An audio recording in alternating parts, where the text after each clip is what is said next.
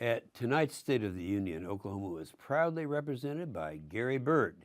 He was the fire chief of Moore, Oklahoma, who was seated with the First Lady. Bird has faithfully served Oklahomans as a firefighter since, 1981, and he's led us through a difficult, deadly tornado season this past May. Bird and his fellow first responders are Oklahoma's true heroes. Tonight, President Obama presented his hopes for 2014, one that will include him using a pen and phone to get work done. That's doing through regulation what he couldn't do through legislation. But these tactics are not new to President Obama. He used this strategy in 2013 when his administration issued thousands of pages of health care regulations and of job-killing EPA regulations.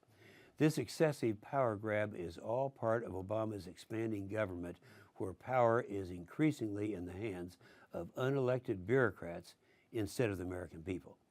President Obama made clear tonight he plans for more of the same this year and will continue to bypass Congress. Americans will see this play out with his climate action plan that he unveiled last summer.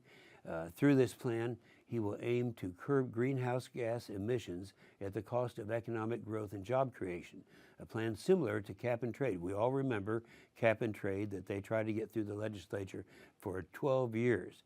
It would have been the largest tax hike in the history of America, but it was soundly rejected by both the House and the Senate. Now, the president is planning to bypass Congress and do through regulations what he couldn't get through legislation. And this is why I'll be introducing a bill in the coming weeks that will require President Obama's EPA to be held accountable for their rulemaking.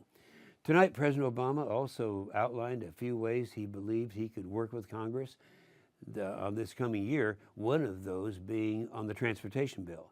The transportation bill is the one that I've had for several years.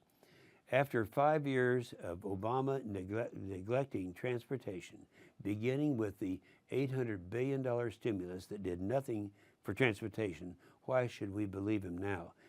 President Obama also talked around energy, but will continue his war on coal, oil, and gas. Yeah, he mentioned natural gas, an abundant resource throughout America and in our state of Oklahoma, but he will kill natural gas by killing hydraulic fracturing. That is a process necessary to get the natural gas. I was troubled that President Obama failed to adequately address the national security crisis currently before us. In his first 4 years, Obama cut $487 billion out of the military and is pursuing more cuts now through sequestration.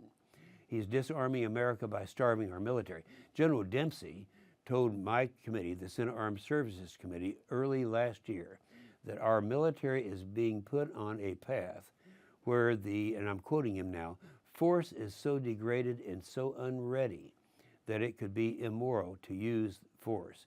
Now that's from General Dempsey, the chairman of the Joint Chiefs of Staff. He's the top military guy in America. This should be alarming because in 2014, the United States has faced news that Al-Qaeda now has the largest presence in the Middle East and Africa than ever before.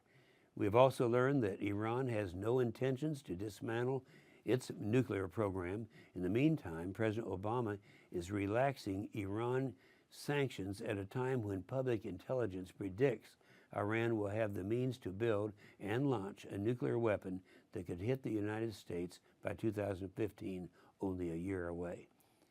Furthermore, the president's failure to present a strategy for the Middle East has allowed Iran and Russia to fill the vacuum in handling rampant terrorism and violent oppression.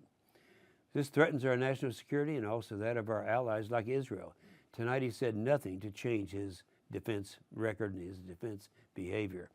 I urge the president to finally truly come to the bargaining table for the sake of supporting our men and women in uniform, for the sake of achieving energy independence, and for the sake of fulfilling a campaign promise of transparency in a federal government wrought with overregulation. Unfortunately, we did not hear that tonight.